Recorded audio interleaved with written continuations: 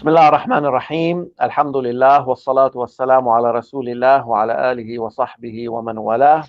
One more time. We are back with our weekly community talk here with your host, your brother Imam Kifah Mustapha at the Prayer Center of Orland Park. Today, Monday, the 22nd of February of 2021. And our topic for today is taking the lead. Something that as Muslims, we have to do that wherever we live, wherever we settle, because we are, as Allah described us, subhanahu wa ta'ala, in the Quran al-Kareem, Bismillah ar-Rahman ar-Rahim, كنتم خير أمة أخرجت للناس. You are the best of nations. And that's because of what? تأمرون بالمعروف. You are to praise that which is the good.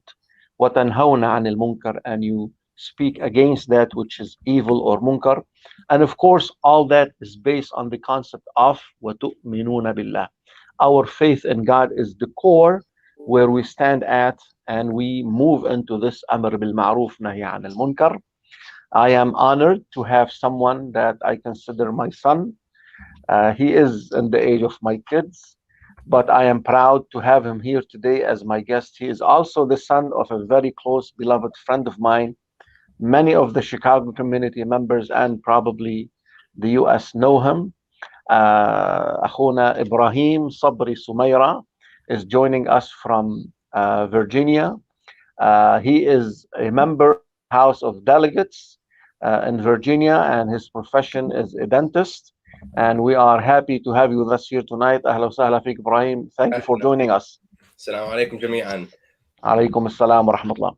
Before we start, as usual, I'm going to go to my own screen and I'm going to ask everyone who is joining us, if you don't mind, to go to your Facebook page and do the share, so everyone will benefit from that, inshallah. إذا فينا نطلب من الجميع, those who are listening to us, to share the broadcasting on their personal page, and I just did that, inshallah ta'ala. Dr. Ibrahim, I'm going to start with a quote that says, nobody can give you freedom, nobody can give you equality or justice or anything. If you are a man, you take it. Now, these were the words of Malcolm X, actually.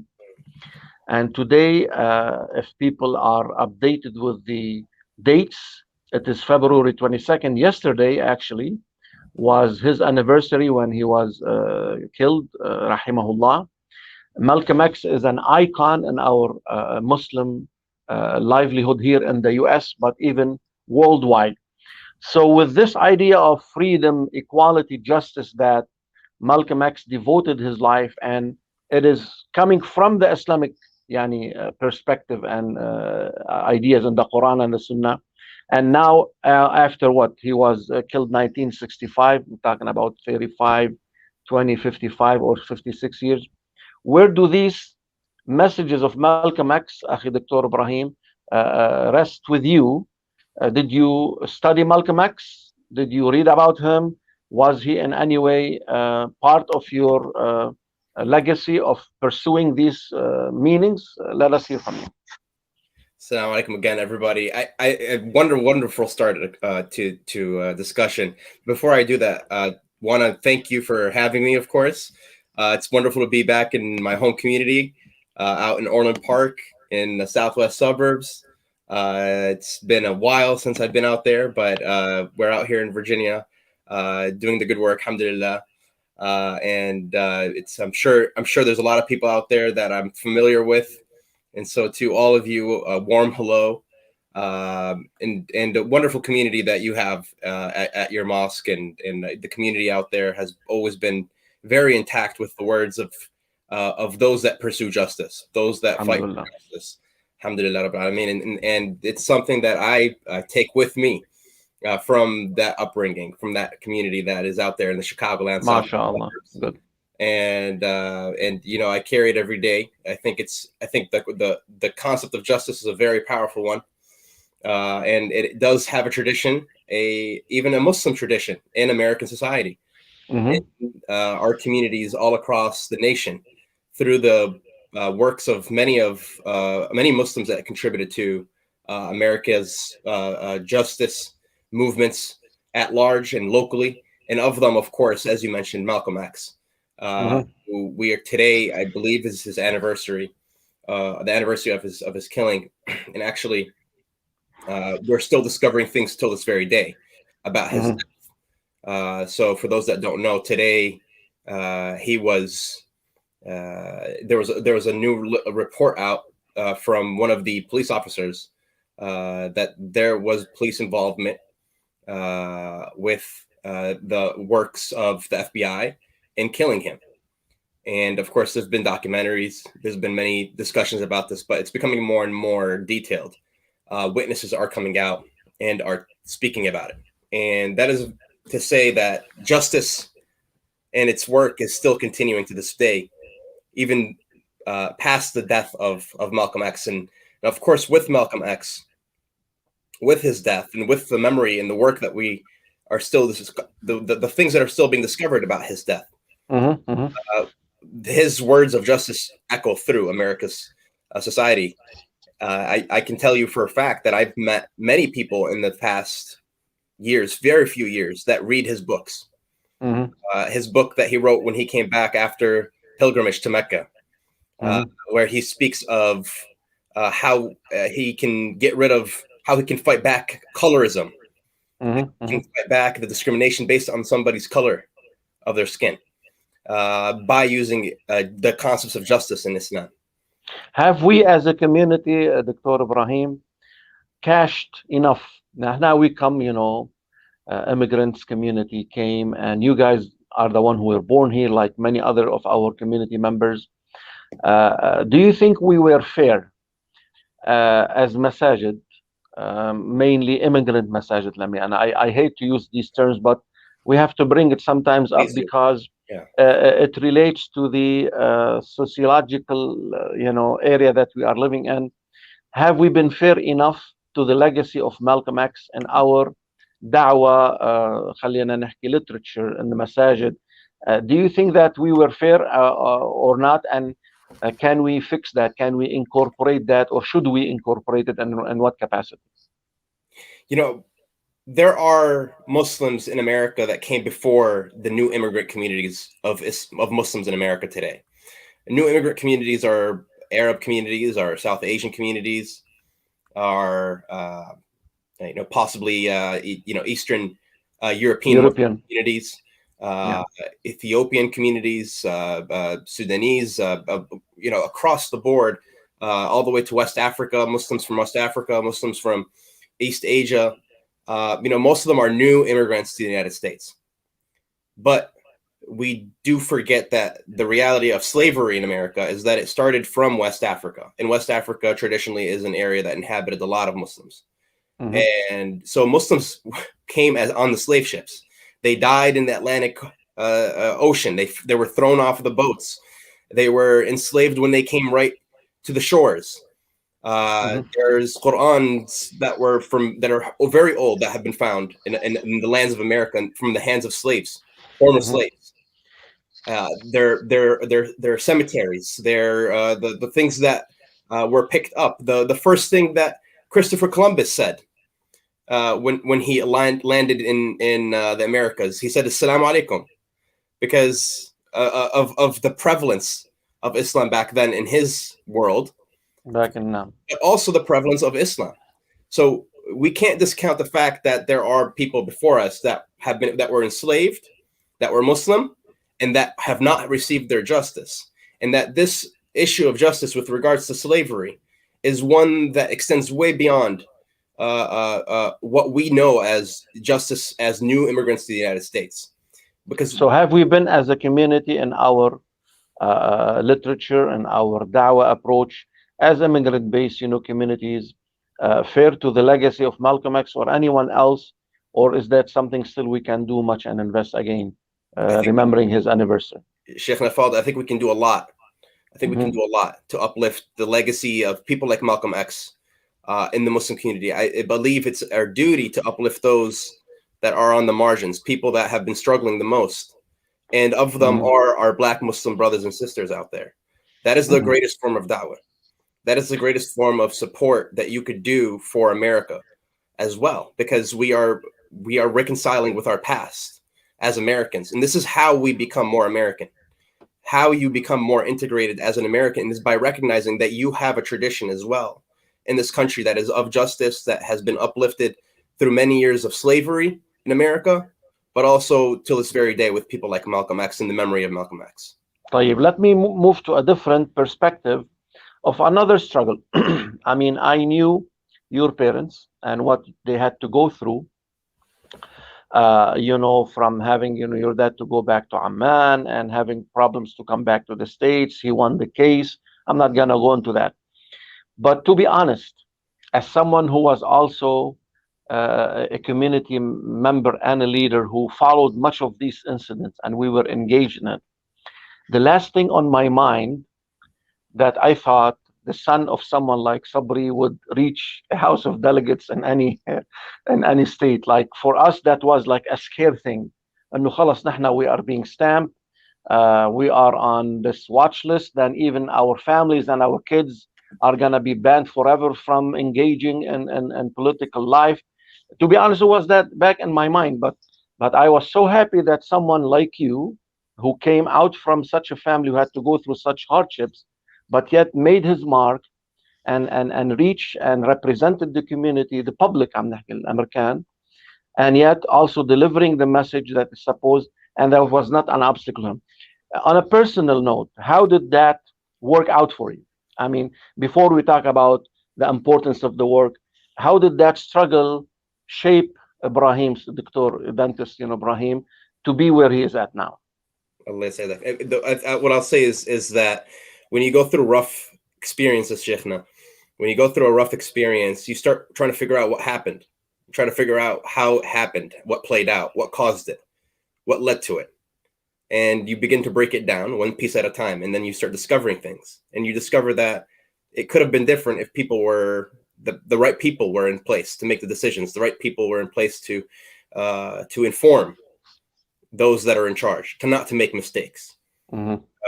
It teaches you a lot about how to build a community that respects one another, how to find the means to make sure that happens. Mm-hmm. And when you do learn all of that, it becomes an obligation, as would any obligation happen if you are capable of doing justice, if you are capable of doing good, then you must do it.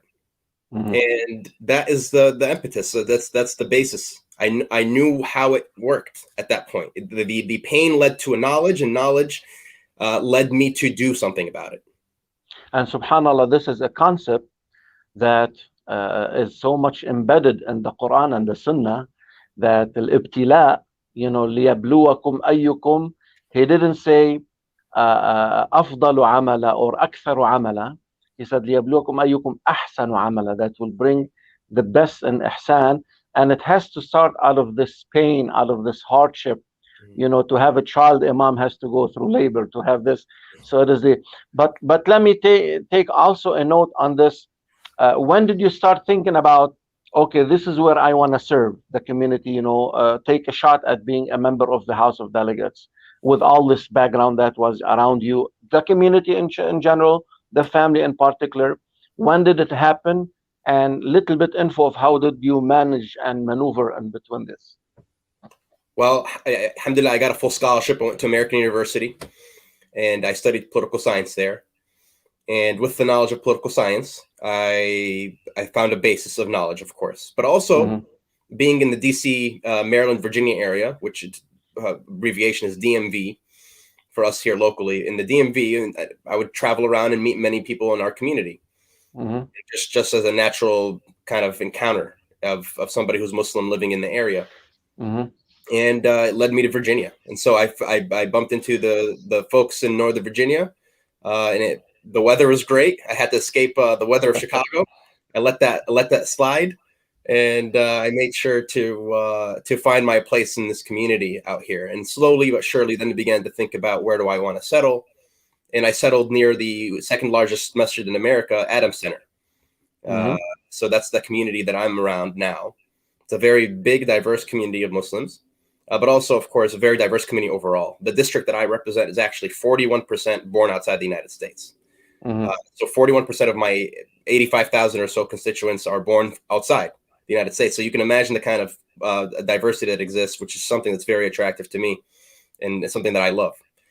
So I stuck it out here, and one thing led to another. The state senator for my area, my state senator, had run for Congress, and she won. So her seat opened up. Okay. My state delegate then ran from the state Senate seat that opened up. Oh, okay. So her seat then opened up. And then I ran for the state delegate seat. So it was a cascade effect, but it required also a knowledge of political science. It's not for everybody. This is for people that have experience with politics. And so that means that, those that have been shying from politics or have not been engaged in politics with the greater American society shouldn't be engaged in it. They should be trying to help others that are engaged in the community. So this is a good point. Sometimes you say genes don't make leaders. Leaders are, something that you earn and you get into, experience.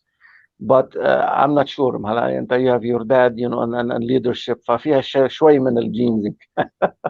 But you said something very interesting, that it's not for everyone out there. Are we, as a community, from your experience, investing much enough to pinpoint those gems who have the potential to be? Because now with the last election, I've been following you, and I'm more interested in the local representatives than the Congress ولا إلى آخره. Alhamdulillah, we had أبرار عميش بنت أخونا الدكتور عصام. We had in Indiana here, أخونا, he won the Senate, actually, the state Senate in situ اسمه. So this is not for everyone. Are we, as a community, able to pinpoint, and did we give support enough from your experience as community leaders, as masajid, as institutions? Have we been fair with this move to invest, or we are not? And what else can we do in that perspective? I think the community is still growing in its ability to integrate in the political realms of America overall. In general, most Americans don't usually vote. So I don't expect the Muslim community to be much different. But what I do think is that when you are under pressure as a community, that you should engage, because your best way of relieving that pressure is by making a presence in the government affairs. Traditionally in America, people that hold government positions come from a passionate or rough perspective that came about from some bad experiences, and they wanted to change it. So they entered politics. They entered politics to change. Irish, Jewish, Italian, you name it. They all had bad experiences when they first came to this country, and they joined, and then they got involved in politics to try to alleviate themselves. So I think that this is a natural bout to happen. We have to, as Muslim Americans, realize that if we're not fully engaged in the political process, you're going to be hurt, and you're going to be hurt regularly, and you're going to feel bad about it, and it's not going to be good for your children or for your grandchildren, for that matter. So if you really do care about your children and grandchildren, you should be engaged, especially if you come from a background that has been discriminated against regularly. We have been shortening ourselves. I don't want to say they're shortening, me. And at the end of the day, I'm just a member of this broader community of ours, but also another marginalized American, another person of color, another person that comes from a background that's been discriminated against in America, which is a lot. So I'm not going to put too much pressure on our community, but I will say that we absolutely have not been offering the full amount of support that we can offer. So we can always do more. What we can offer has not been fully pushed and it's by a long shot. There's a big gap. There's a very big gap in our engagement in the political process overall. So I have a question here by Brother Sam. Interesting question that I want to incorporate. Why would I want to be more American or integrate into America? Some people, do you think we have still an issue of what is being an American is? يعني في ناس, they look at America only, it's in foreign policies مع العرب والمسلمين overseas, how they stand against, people of Iraq, in our foreign policies. And then it leaves not much place to have faith and a government that could be fair or just. So, being an American, does that contradict with being a Muslim? Or no, the message is, as a Muslim, I have to be involved as an American, and they actually, this is Watan, this is your homeland, and this is where you serve, so you could make more better decisions locally and internationally. Your thoughts on that? First off, I think there's a couple of hadiths. There's a couple of quick references to make.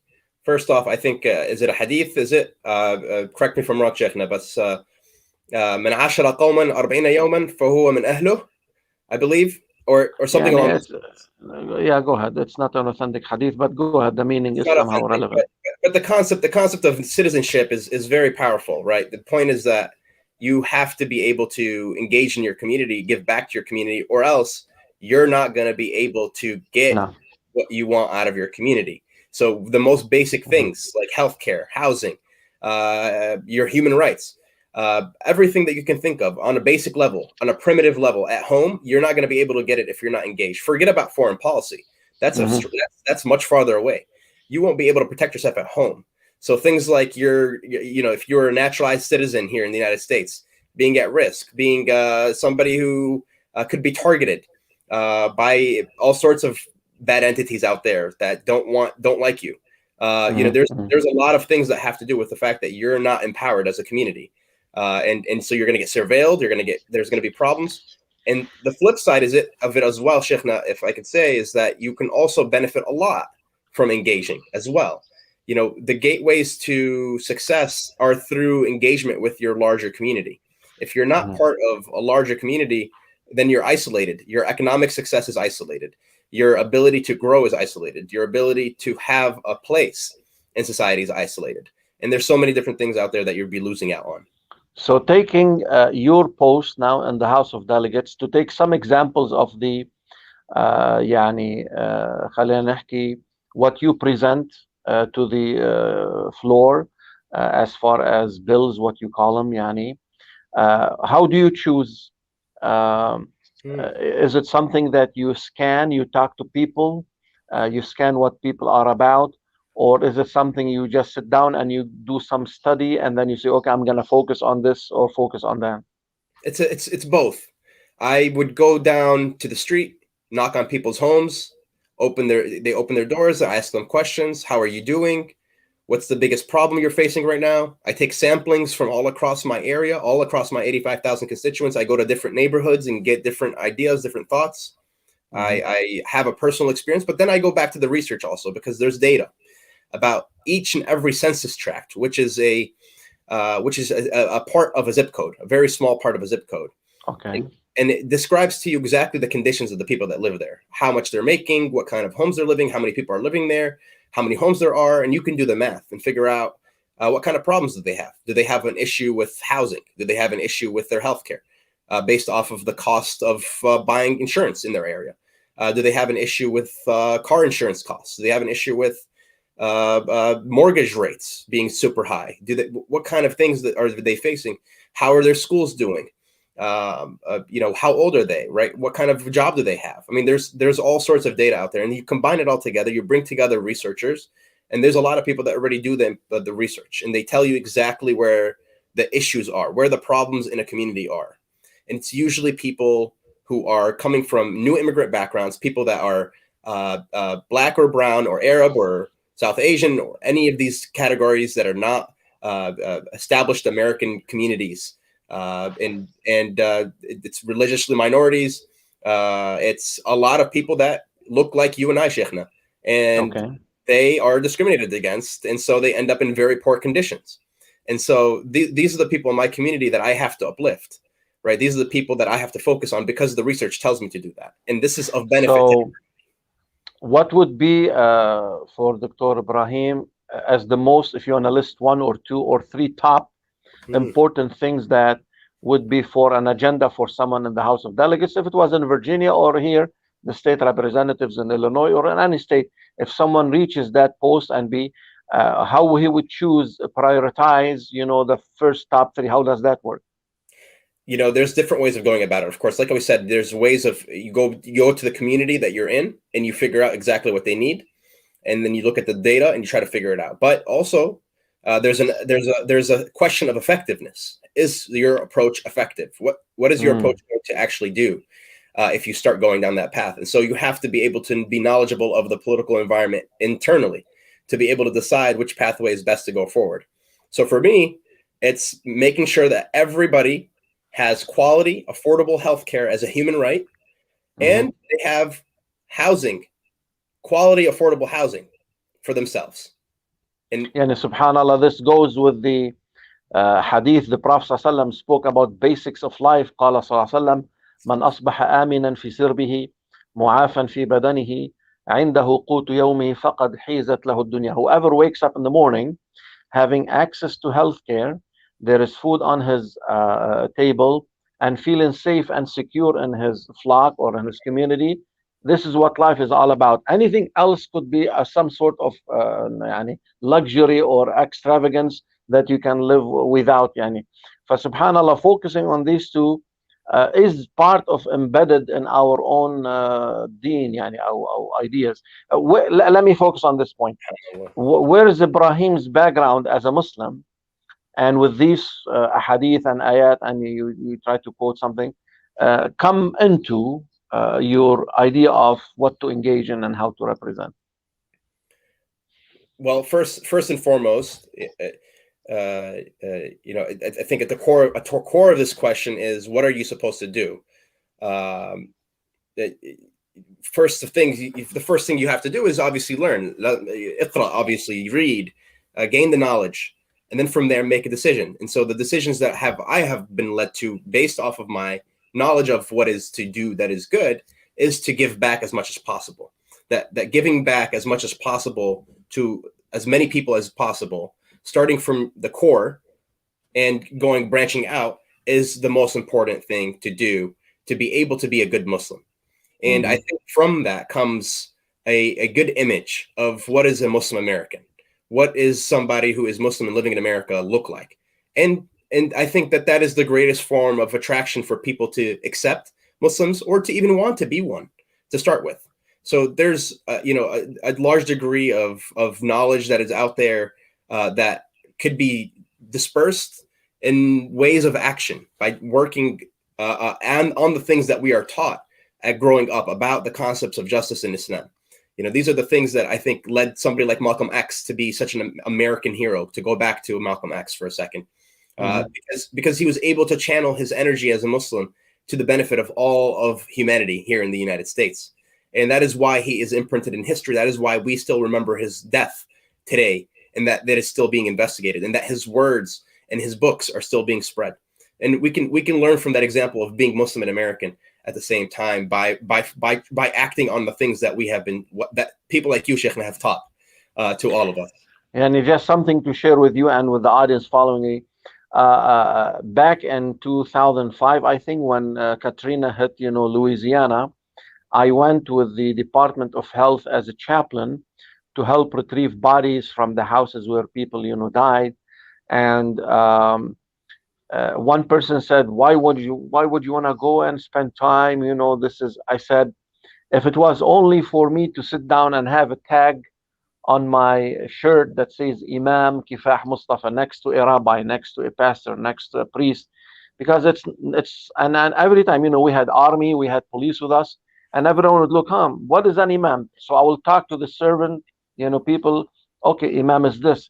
They only know clergy like through the Christian or the Jewish, community, but we are a growing community here, and we need to be present in our service. And that's how people, and this is what kind of message, if Dr. Ibraheem can tell the public, and the Muslim mainly figures, of civic engagement. At the prayer center here, every year we raise something, we say, worshiping God by serving humanity. And everyone, as Allah described His Prophet ﷺ, Rahma lil Alameen, wa ma arsalnaka illa rahma lil Alameen. So what kind of message you want to send to the young men and women who can be engaged, not just as you said, the people who have political background, that they can go into this, but in any civic duty, if they can be firemen, if they can be police officers, if they can be any area of public service? First off, there's great benefit to yourself. Working in government is a very secure place. If you get a government job, you're probably pretty good. You have good retirement, you have good insurance, you get good health care, you have a lot of good things. So that's number one. I think serving in government capacities. Now, maybe elected officials don't really make that much money. I'll tell you, as an elected official from that job, I make about $17,800. So it's not much, Sheikh. But the idea here is that you're giving back, and it's the best way to live happy.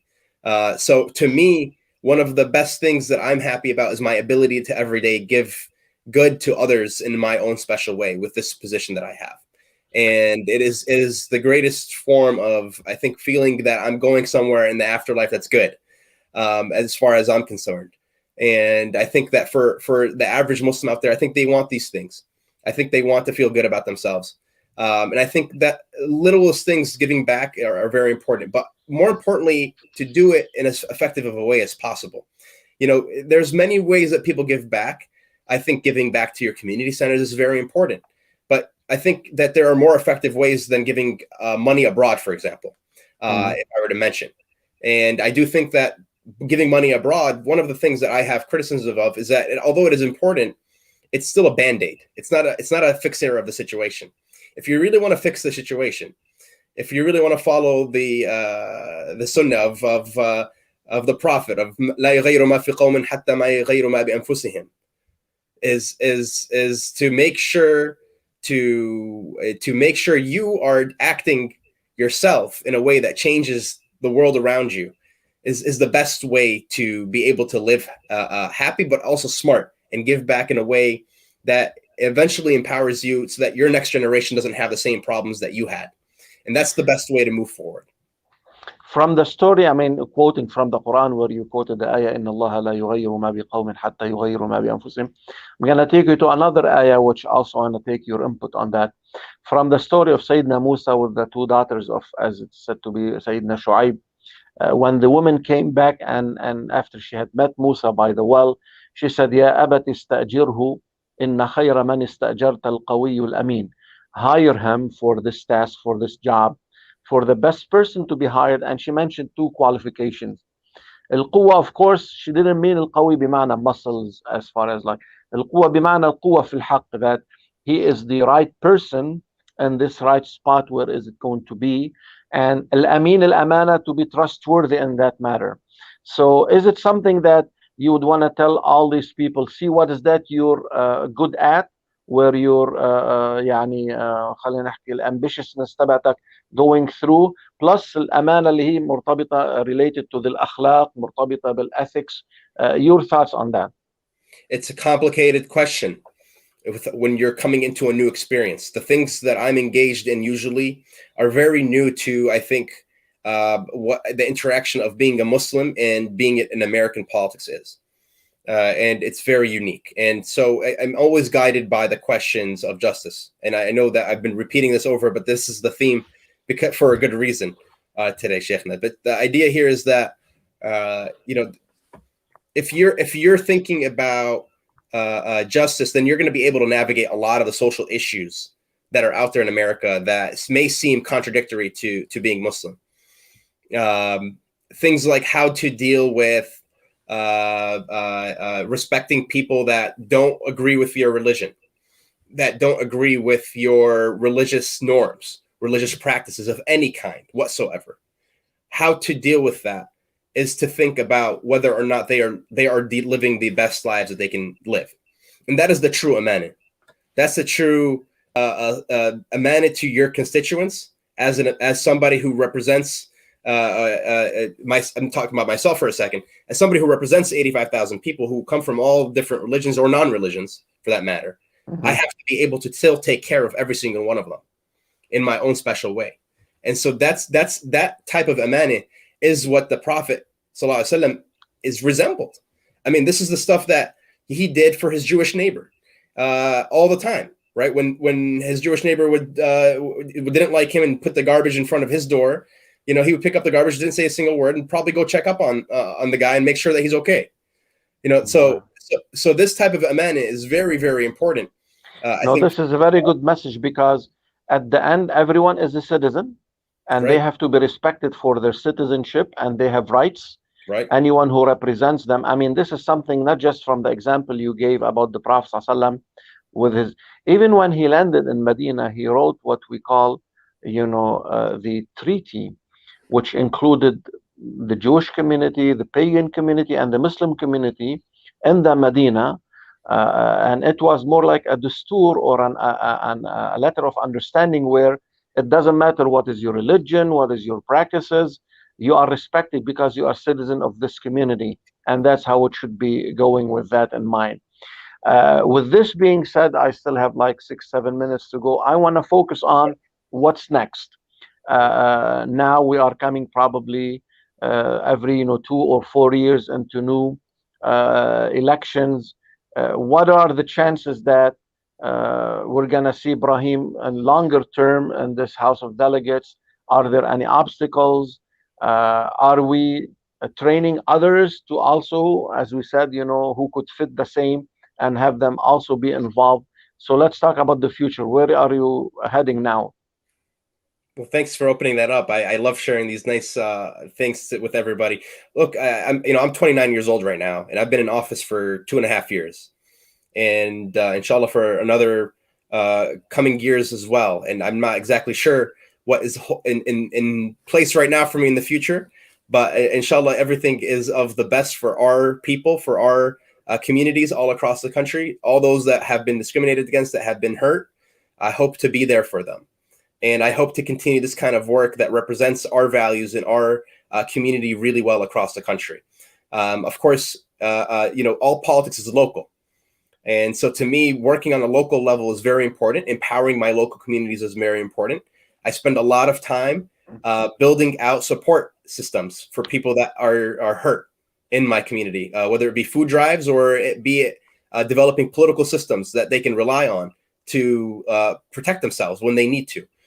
When immigration is coming after them, I look after the Latino community to make sure that the ICE agents, the ICE enforcement agents in Virginia know that there's a watchful eye on them, that our communities should not be discriminated against. When there's discrimination against our Black brothers and sisters out there by police, I make sure that I stand up to these police forces.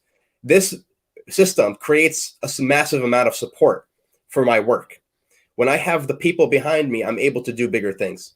Now, to get to the people, I absolutely need to be able to communicate with them, especially when I have an election. So right now, I actually am being targeted by an individual who came into my community only 2 months ago. They didn't live here. And I don't know who sent them. They don't have a policy platform. Their website is empty. They have very close associations with people that don't like me. And it seems like there's a bit of targeting, and this is happening to a lot of our elected officials across the country. And whether you disagree or agree with a lot of our representation across the country, the diversity of Muslims, all Muslims are being targeted right now, and anybody that stands up for Muslims as well as elected officials are being targeted as well. But the reality is that it's growing. This movement is growing. There are more people a part of it. There are more elected officials a part of it, like myself. But we need to be protected. We need to be supported. And we especially need to be protecting our own, especially from learning the lessons of the past. We have to be able to recognize that we have made mistakes, fatal mistakes for our community in the past. And we need to learn from them. We need to be able to empower ourselves and not make those same mistakes again, or else we'll be in a worse place than we were 20 years ago before 9/11. So have you guys been communicating with other elected officials who are at least on the same line with you as far as ethical values, justice, etc., or Muslims who happen to be on a local representation? If you think that it is a targeted campaign against individuals, each in his state or generally, you should have come together and have some kind of plan. So is there any effort being put on that?